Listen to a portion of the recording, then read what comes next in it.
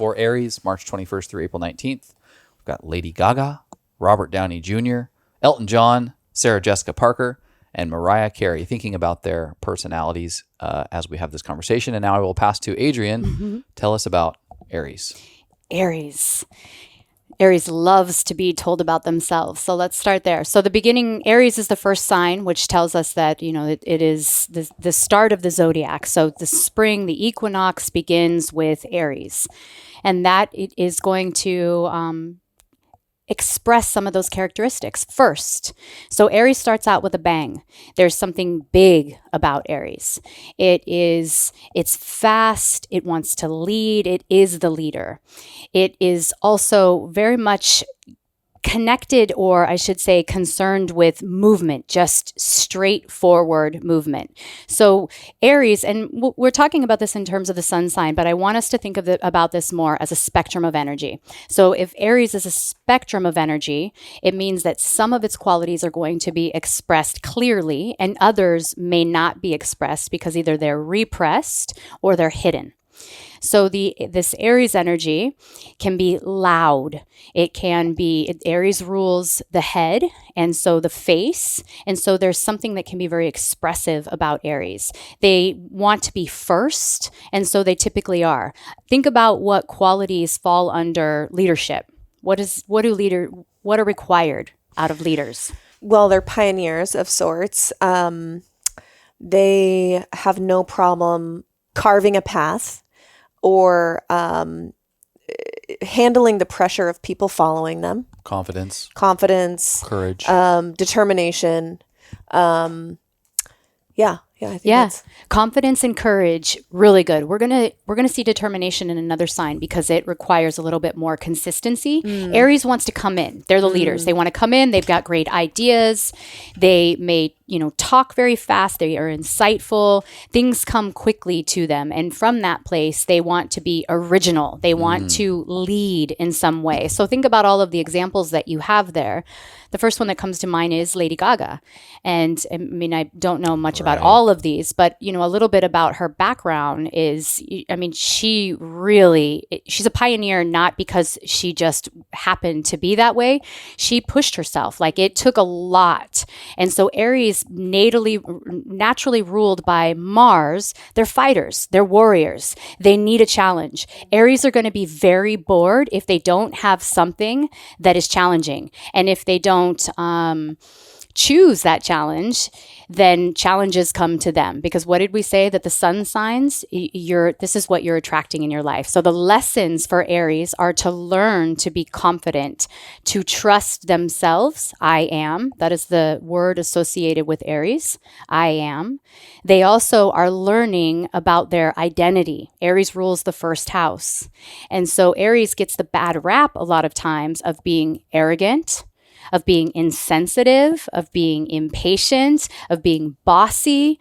And so we can see, if we just dial that spectrum back a little bit, bossy is the same thing as what? A leader. As a boss. Right? Delegating, assertive, expressive, and confidence is maybe also seen as arrogance. And so Aries are the ones that are embodying all of these qualities in life. And certainly Aries, because they are ruled by the planet of fight, they can sometimes trigger people. They're confrontational. And so we need Aries energy. Otherwise, we wouldn't confront anything. Aries are also daring. And so I don't know that we had any athletes on that list, but a lot of athletes. Well, Elton John, pretty daring. Very daring. And it's funny because Elton John and Lady Gaga have quite a lot of similarities when you look at them as musical artists. Flamboyance and like costume almost. They want to be the original. No one has outfits like Lady Gaga. No one has outfits like Elton John. And both of them took their music in a direction that was counter to the culture at the time, which again, the boldness of Aries is very important.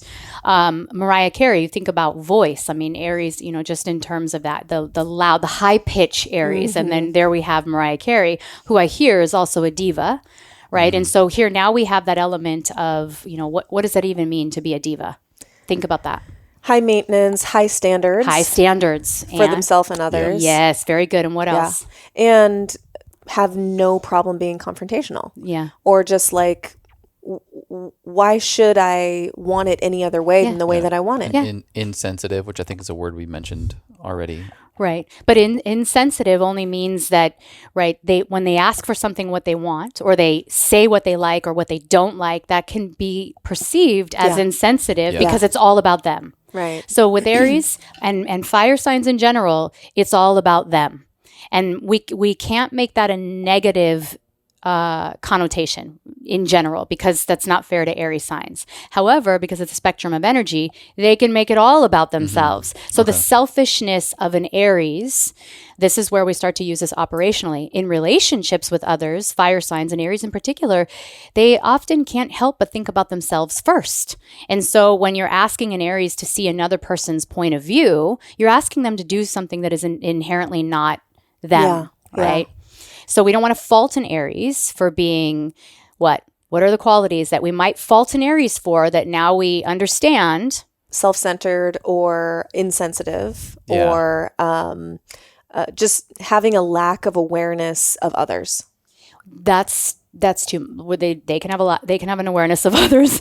Let's say that, but their awareness of themselves is first and foremost. Yeah. And so whatever awareness they have of themselves, they may project onto others. Well, I know this about myself, so you must be that way too. That doesn't bother me. Why does it bother you? Would this apply, like the individual who, let's say, in the dynamic of a relationship or a friendship, makes decisions for the family as if their feeling or opinion is more valuable than others? As such, what I want for dinner is what the family's going to want for dinner, and I'm not going to consult anybody else before I make this decision. Yes, and we're talking about a spectrum of that energy. But yes, and so we need a leader that is not going to be like, should I, shouldn't I? What is this person going to think? And is everybody?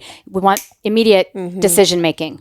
So we need a leader that can make decisions in the moment for the greatest good. Got it. Yep. Yeah. And this is where, we've talked about this before, and certainly Chase and I personally, where someone's strength is actually, it's on a continuum. It's like, it's not just on a linear spectrum. It's actually able to come full circle back to the point where their biggest strength also becomes their biggest weakness, or that they are inexorably linked.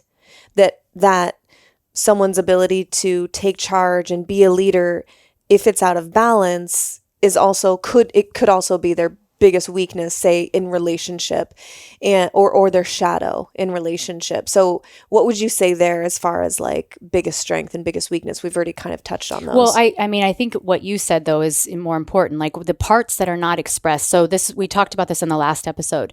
I have met several Aries whose voices sound this loud and would die if they thought that they were being selfish. But guess what? They've got a partner who is the selfishest of all, or they've got children that they have made the center of their world, and those children have entitlements now. And so you're right. You can't get away from yourself. You can't get away from these parts of yourself. And if that part is not expressed in you, then it will be projected outside of you, and you will still have to encounter it, confront it in the other. And the level of discomfort will be to the extent that it is integrated within me. So in other words, if I was an Aries, but I let everybody else push me around, and I'm the doormat, the people pleaser, and everybody else is always in charge, until I step into my so-called power, my I am, I'm imbalanced, and everybody else is wearing my Aries attire. Got it. Got it. Inviting us almost into that aspect of ourself that we are oppressing or suppressing or keeping quiet or dim, as like an invitation to like get in there and quit denying this aspect of yourself. Yeah. Interesting. Misunderstood or maybe underrated aspects of this sign. Well, I think that the softness, for one. Aries are considered to be, it's Mars. So Aries can be incredibly self-aware as well, and aware of others, and soft and comforting. And their soft and comforting may be very direct, though. You're not going to wonder about it. We talked about the selfishness, but that selfishness also, if we think about what self-love is, we want that focus on the self. Another misnomer about Aries is that they're aggressive, right? And they're not aggressive per se. They just know how. They are innately capable of being confrontational, of asserting themselves. Another Aries is a very independent sign, but it is also incredibly relational. So a lot of times people think with Aries, if you're born in Aries, it means you're meant to be alone, since Aries are, the lone wolf, so to speak. But that is also not true. Okay. And Aries wants to be a leader, and a leader of something. Thank you so much for listening. If you enjoyed that, check out right over here for some more fun clips. Oh, and you're going to want to subscribe. Bye.